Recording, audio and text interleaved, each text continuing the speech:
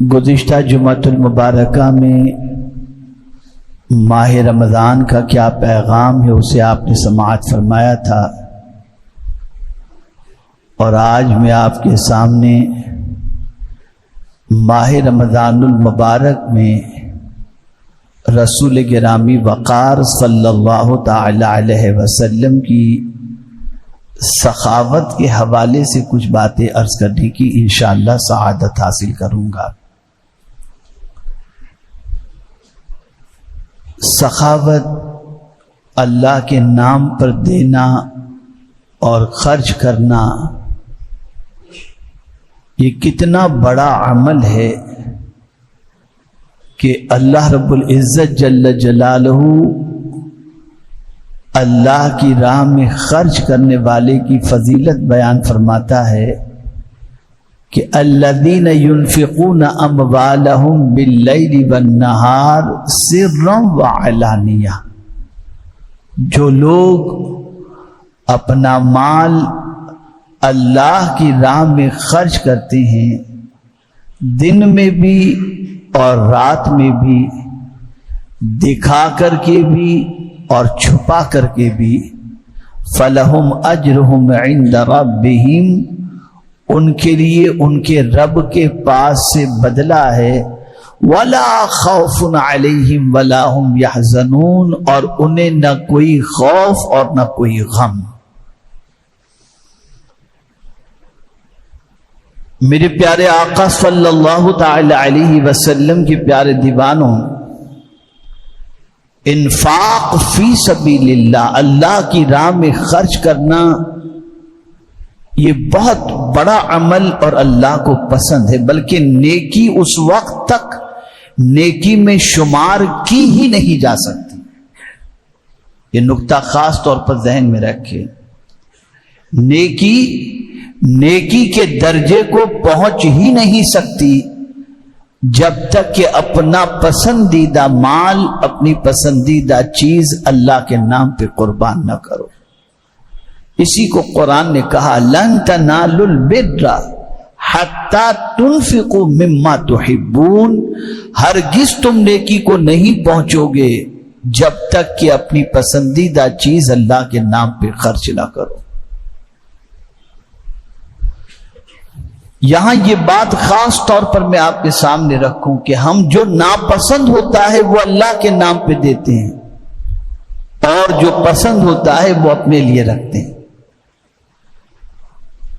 یاد رکھیں، اگر کوئی اللہ کی اپنی پسند کی چیز اللہ کے نام پہ دیتا ہے تو اللہ اس کے پسند کی چیز اسے عطا فرما دیتا ہے۔ اور اسی لیے صحابہ کرام علیہم الرضوان کی عادت تھی کہ وہ اپنی پسندیدہ چیز اللہ کے نام پہ قربان کرتے تھے۔ حضرت عمر ابن عبدالعزیز رضی اللہ المولا تبارک و تعالی عنہ کو شکر بہت پسند تھی، تو جب دیکھو تب شکر تقسیم کیا کرتے۔ لوگوں نے ان سے پوچھا کہ آپ اتنی شکر کیوں بانٹتے ہیں؟ تو فرماتے مجھے شکر بہت اچھی لگتی ہے، تو میں اللہ نے فرمایا ہے کہ جو چیز تمہیں پسند ہو اسے اللہ کے نام پہ جب تک کہ نہ دو تم ہرگز نیکی کو نہیں پہنچ سکتے، اس لیے میں شکر زیادہ تقسیم کرتا ہوں۔ صحابہ اپنا پسندیدہ باغ اللہ کے نام پر دے دیتے۔ جب یہ آیت کریمہ جب انہوں نے سنی، یہ قوم زوال پذیر نہ ہوتی، یہ قوم تباہی کے دہانے پر نہ پہنچتی اگر اپنی پسندیدہ چیز اللہ کے نام پہ قربان کرتی۔ ہم سے تو جب اللہ کے نام پہ کوئی مانگتا ہے تو جو گھٹیا میں گھٹیا چیز ہوتی ہے وہ اللہ کے نام پر مانگنے والوں کو دیتے ہیں، اور جو اچھی چیزیں اسے سنبھال کر کے رکھ دیتے ہیں، اپنے لیے استعمال کرتے ہیں۔ ہم جو اپنے لیے پسند نہیں کرتے معاذ اللہ وہ اللہ کے نام پر دینے کے لیے پسند کرتے ہیں۔ یہ ہماری اتنی گھٹیا سوچ ہے، جس سوچ کی بنیاد پر آج ہم اٹھ نہیں پا رہے اور ہم تباہی اور بربادی کے دہانے پر ہیں۔ بلکہ سچویشن یہ ہے کہ یوں اگر عیش و عشرت اور دکھاوے کے لیے اگر کوئی بات ہو تو انسان بے دریغ خرچ کرتا ہے، لیکن جب اللہ کے نام پر دینے کی بات آئے تو آدمی گن گن کے خرچ کرتا ہے۔ مجھے حدیث یاد آ رہی ہے، ام المؤمنین حضرت عائشہ صدیقہ رضی اللہ تعالی عنہا کی بہن حضرت سلمہ رضی اللہ تعالی عنہا، جو ام المؤمنین حضرت عائشہ صدیقہ رضی اللہ تعالی عنہا سے 10 سال بڑی تھی، اور حضور صلی اللہ علیہ وسلم پر انہوں نے بہت کچھ قربان کیا۔ ایک دن آقا کریم صلی اللہ علیہ وسلم نے حضرت سلمہ رضی اللہ تعالی عنہا سے فرمایا، انفقی، اللہ کے نام پہ خرچ کرو، ولا تحسی، گن گن کے خرچ مت کرو، تم بغیر گنے خرچ کرو گے اللہ تم کو بے حساب عطا فرمائے گا۔ یہ حضور کی حدیث۔ اب حدیث کے سامنے ہم اپنی عقل دوڑاتے ہیں اور ہم یہ سمجھتے ہیں کہ نہیں یار دیں گے تو کم ہو جائے گا، اور وہاں حضور صلی اللہ علیہ وسلم کا فرمان یہ ہے کہ تم بے حساب دو، مولا تمہیں بے حساب عطا فرمائے گا۔ یہ ماہ مبارک جو عنقریب سایہ فگن ہونے والا ہے، یوں تو رسول گرامی وقار صلی اللہ تعالی علیہ وسلم اعلان نبوت سے پہلے بھی سخی تھے، اعلان نبوت کے بعد بھی سخی تھے، اور آج بھی مصطفیٰ جان رحمت صلی اللہ علیہ وسلم کی سخاوت کے دریا بہ رہے ہیں۔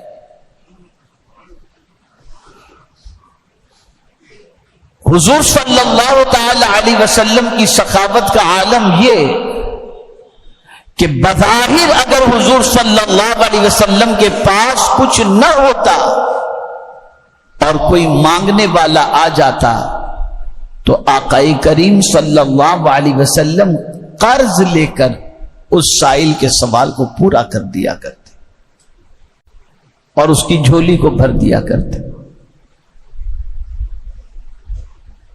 لیکن کبھی سرکار صلی اللہ علیہ وسلم نے کسی سائل کو منع نہیں فرمایا، اور جو چیز بھی حضور صلی اللہ علیہ وسلم سے مانگی آقا کریم صلی اللہ علیہ وسلم نے انہیں عطا فرمایا، یہاں تک کہ مانگنے والوں نے جنت مانگی تو حضور نے جنت بھی انہیں عطا فرما دی۔ یہ شان۔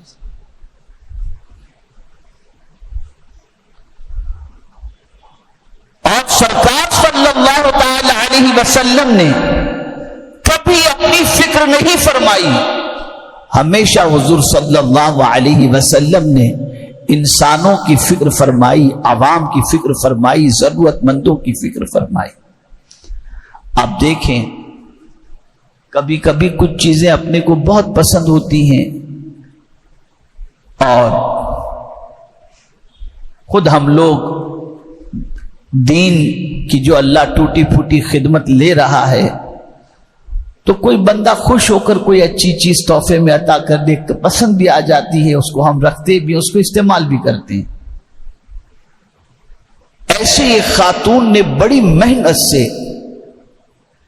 بڑے ارمان سے حضور صلی اللہ علیہ وسلم کے لیے ایک چادر تیار کی، اور آقا کریم صلی اللہ علیہ وسلم کو تحفے میں یہ چادر عطا فرمائی۔ بہت دھاری دار بہترین چادر یمنی اس نے تیار کی۔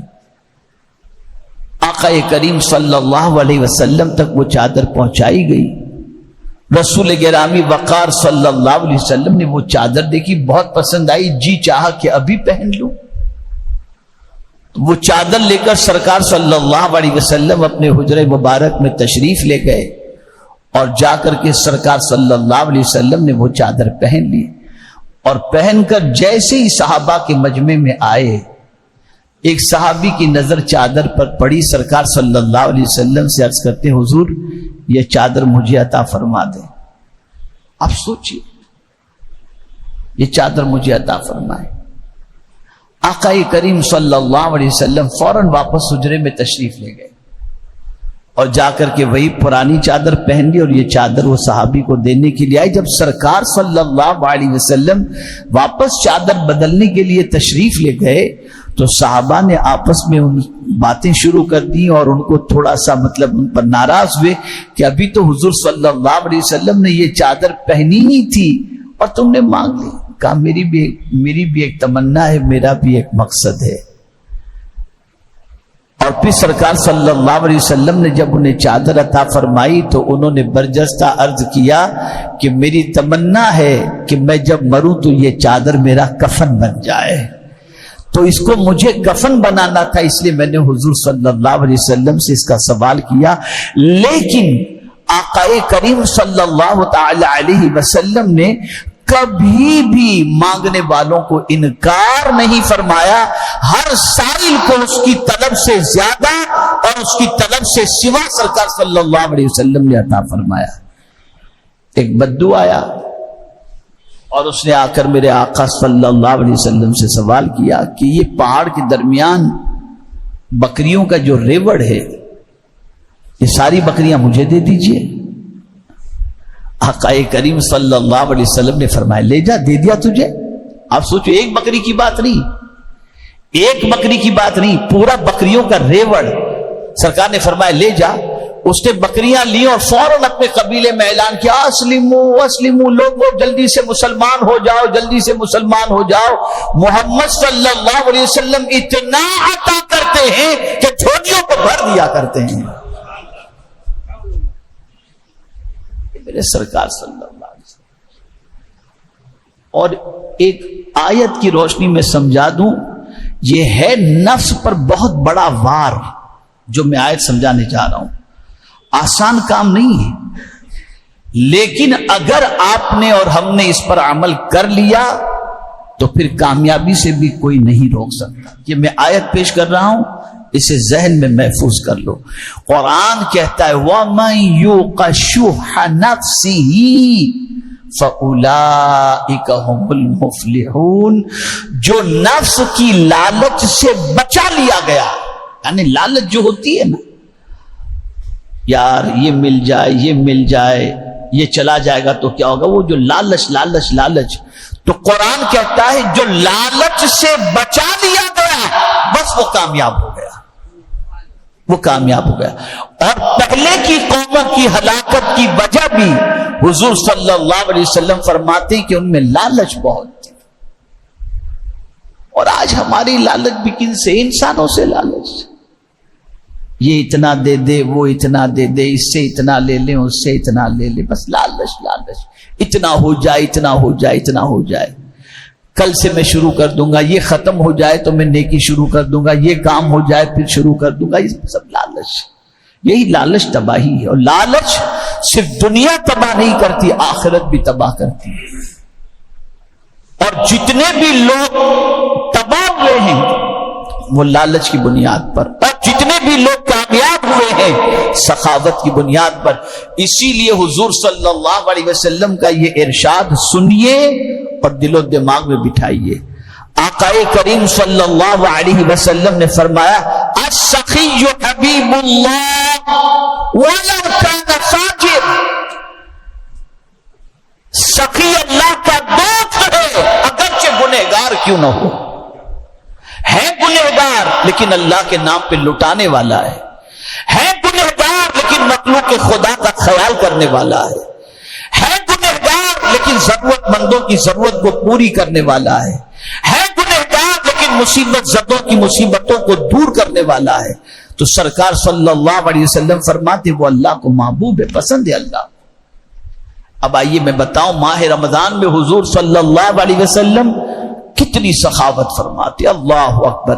میں نے خاص سرکار کے ان دو کمالات کو, ان دو اوصاف کو اللہ کی طرف سے ماہ رمضان المبارک کے اندر بندوں کے دلوں کے اندر اللہ عز و جل نے یہ سنت پر عمل کرنا داخل فرما دیا ہے. ایک ہے قرآن شریف اور ایک ہے سخاوت. جو عام دنوں میں بھی کسی کو پانی نہیں پلاتے تھے وہ بھی رمضان کے اندر لوگوں کو افطار کرانے کے لیے تیار ہو جاتے ہیں. یہ جذبہ پیدا ہوتا ہے. اب آئیے سنیں حضور صلی اللہ علیہ وسلم ماہ رمضان میں کیسی سخاوت فرماتے. صحابہ کرام علیہم الرضوان فرماتے ہیں کہ سرکار صلی اللہ علیہ وسلم رمضان کی راتوں میں جب جبریل امین علیہ الصلاۃ والتسلیم سے قرآن کا دور کرتے تو صبح سرکار صلی اللہ علیہ وسلم کی سخاوت کا عالم یہ ہوتا کہ تیز ہوا سے بھی زیادہ حضور صلی اللہ علیہ وسلم سخاوت فرمایا کرتے تھے. یعنی قرآن مقدس سننے کے عوض میں، قرآن مقدس کے پڑھنے کے عوض کے اندر اللہ کے رسول صلی اللہ علیہ وسلم سخاوت فرماتے، اور صحابہ فرماتے رمضان میں حضور صلی اللہ علیہ وسلم کی سخاوت کا عالم یہ ہوتا کہ اتنی سخاوت فرماتے، اتنی سخاوت فرماتے کہ سخاوت کا دریا بہا دیا کرتے. یہاں مجھے بتانا یہ مقصود ہے کہ اللہ کے نام پر ماہ رمضان المبارک میں دیا کرو، ضرورت مندوں کو تلاش کر کے دیا کرو، اور سب سے پہلے اپنے قریبی رشتہ داروں کو دیکھو کہ ان میں تو کوئی ضرورت مند نہیں ہے، انہیں دو، مسکین کو دو، فقیروں کو دو، اداروں کو دو، ضرورت مندوں کو دو، اور علماء کو دو، مشائخ کو دو، اور خاص طور پر صاف پیسہ اپنا سادات کرام کو بھی دو. اور اس مہینے کے اندر کبھی یہ نہ سوچنا کہ ہم دیں گے تو کم ہوگا، اجر بھی اللہ بڑھا دیتا ہے، ثواب بھی اللہ بڑھا دیتا ہے، اور مال کے اندر برکت بھی اللہ بڑھا دیتا ہے. اس لیے ماہ رمضان المبارک میں قرآن کی تلاوت کا زیادہ سے زیادہ اہتمام کرو، اور ماہ رمضان شریف میں اللہ کے نام پہ روزانہ کچھ دیا کرو. صرف زکوٰۃ ہی پر اکتفا نہ کرو بلکہ ماہ رمضان المبارک میں صدقہ و خیرات بھی نکالا کرو. اور یہ بات یاد رکھیں، جو یہ چاہتا ہو کہ اللہ عز و جل بری موت سے بچائے اور خاتمہ بالخیر فرمائے، اسے چاہیے کہ وہ اللہ کے نام پہ صدقہ کیا کرے. یہ صدقہ نافلہ کی بات عرض کر رہا ہوں، اللہ کے نام پہ دیا کرے. کہ حضور صلی اللہ علیہ وسلم نے فرمایا صدقہ اللہ کے غضب کو ٹھنڈا کر دیتا ہے اور صدقہ بلاؤں کو ٹال دیا کرتا ہے. تو میرے پیارے آقا صلی اللہ علیہ وسلم کے پیارے دیوانوں، ماہ رمضان المبارک میں آپ نماز کی بھی پابندی کریں، تلاوت کی بھی پابندی کریں، اور روزانہ صبح کو سنت رسول صلی اللہ علیہ وسلم سمجھ کر کے آپ چاہے 10 روپیہ ہی صحیح اپنی حلال کمائی سے آپ اللہ کے نام پہ کسی غریب مسکین کو ضرورت مند جو نظر آئے اسے دے دیا کرو، جہاں تک ہو سکے زیادہ سے زیادہ. لیکن دینے کی عادت رکھو. آپ اللہ کے نام پہ دو گے، اللہ اپنے محبوب صلی اللہ علیہ وسلم کے صدقے میں آپ کو نوازے گا. وقت کم ہے ورنہ اس پر مزید تفصیلی گفتگو ہو سکتی ہے. میں انہی کلمات خیر پر اپنی گفتگو کو ختم کرتے ہوئے 2-3 چیزوں کی تاکید کروں گا. ماہ رمضان المبارک میں کھانے پینے کے اندر تھوڑا سا احتیاط رکھیں. اتنا بھی نہ کھا لیں افطار کے اندر کہ بعد میں تراویح کے لیے مشکل ہو جائے، اور پھر رات بھر اتنا نہ کھائیں کہ طبیعت خراب ہو جائے. راتوں کو عبادت کریں. گلی کوچوں میں کھیل کھلونے جو بھی ہوتے ہیں خدا کے واسطے یہ کر کے اللہ کو ناراض نہ کریں. اس لیے کہ یہ مہینہ جو عبادت کا آیا، لوگ کھیل کر کے اللہ کو گویا یہ بتا رہے ہوں تو بھلے کہہ رہا ہے کہ عبادت کا مہینہ، لیکن ہم تو اتنے بڑے شیطان ہیں کہ شیطان بھلے تو قید کر دے لیکن شیطانی کام ہم کریں گے. کیا جواب دیں گے اللہ عز و جل کو اور اس کے رسول صلی اللہ علیہ وسلم کو؟ تو کھیل کھلونے سے بند اپنے آپ کو روکے رکھیں، نماز کی پابندی کریں، لوگوں سے میل ملاپ بھی کم رکھیں، تلاوت زیادہ سے زیادہ کریں، سخاوت کریں، بات چیت بھی لوگوں سے کم کریں، جتنی ضرورت کی ہو اتنی کریں، اس سے زیادہ نہیں. اور مسواک کا استعمال بھی روزے کی حالت میں کرنا حضور کی سنت ہے. گرمی شدید لگے تو گرمی کے موسم کے اندر سردی کی گرمی کی وجہ سے دوپہر کے وقت اپنے سر پر پانی ڈالنا تاکہ تھوڑی سی ٹھنڈک محسوس ہو جائے، یہ بھی حضور صلی اللہ علیہ وسلم کی سنت مبارکہ ہے. سرما لگانا بھی حضور صلی اللہ علیہ وسلم کی سنت مبارکہ ہے. تو آپ سے جو کچھ ہو سکے کریں، لیکن 2 چیزوں کا خیال خاص طور پر، ایک تلاوت کا خیال روزے کے اندر اور نورات میں، اور ساتھ ہی ساتھ سخاوت کا خیال. یہ 2 چیزیں ماہ رمضان